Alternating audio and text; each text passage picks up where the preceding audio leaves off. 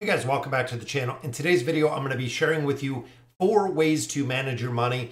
Now, overall, guys, money can be intimidating. It can be stressful, but taking the time, the effort to really understand money, some of the positive things you can get from it in life, which we do know. So let's go ahead and get into the steps. So step number 1, taking inventory of your finance.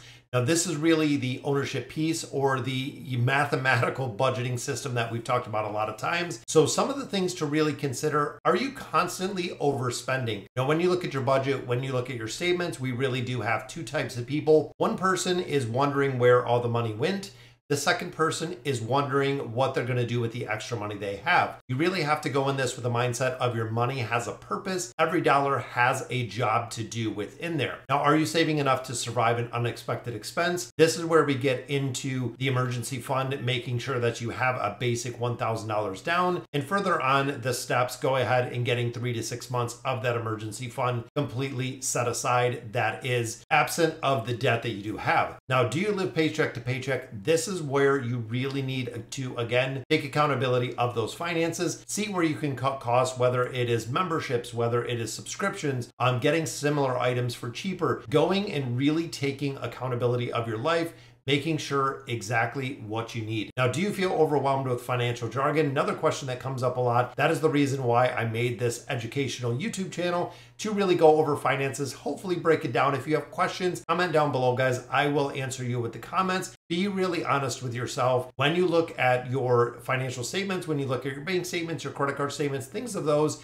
there could have been missteps, there could have been past issues, but the big thing is to not carry those going forward. The second step we look at is building a money blueprint. This, of course, starts with a budget. Last video we did was the 50-30-20 rule. Utilizing a budget and sticking to the budget, guys. I cannot stress how absolutely important this is. To get a budget, stick with it. There are so many apps, there is so much information, but writing it down, tracking your spending is the big thing, guys. If you can honestly check yourself, say, I know exactly where every single dollar that I made, exactly where it went, I know where it is going, and also looking at the categories that you are not needing to or do not need to spend more or as much, again, to get same products and services. Now, finding ways to save, this is a pretty cool little game to play with yourself.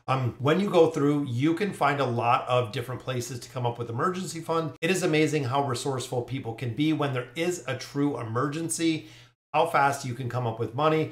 If you're saving for a house, if you're saving for a vacation, a car, make sure those funds are going into separate accounts so you can actually track your progression. This will just get you into the habit and get you into the behaviors of saving money towards a goal. Now, next one we talk about, guys, is planning on paying off debt. This is, again, a really big approach, especially if you do have a considerable amount of debt. But if you really do break it down in baby steps, let's say you break it down into, I'm going to pay X amount of debt every single paycheck I got, or really stepping it up and saying, hey, I want to eliminate this debt in a year, 2 years, 3 years, whatever it may be, depending on what you have. Now, always remember in the back of your mind, you got yourself in this debt. You can get yourself out of this debt. You want to make more than the minimum payments. And when the debt is gone, it is really going to, again, put in the behaviors in place that you are not going to get that debt again. Now, good credit habits. This is, again, a really pivotal part, guys. The credit utilization on credit cards, the payment history, good credit habits are going to make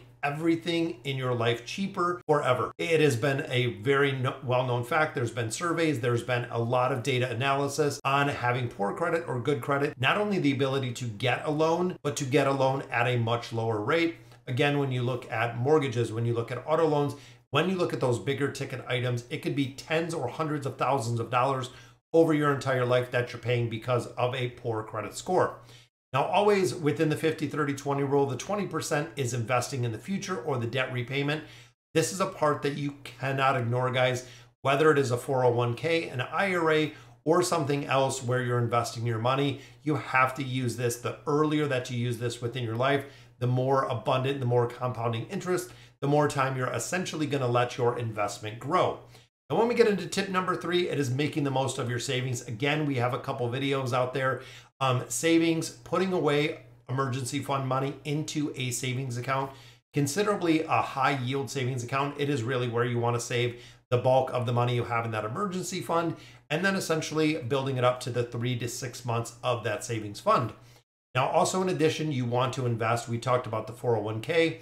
If the company has a match, that is your first priority. If that is not, if there is no company match offered, or if you've already met that match, you can go ahead and put money into a Roth IRA or a traditional IRA. Again, depending on your scenario, your situation.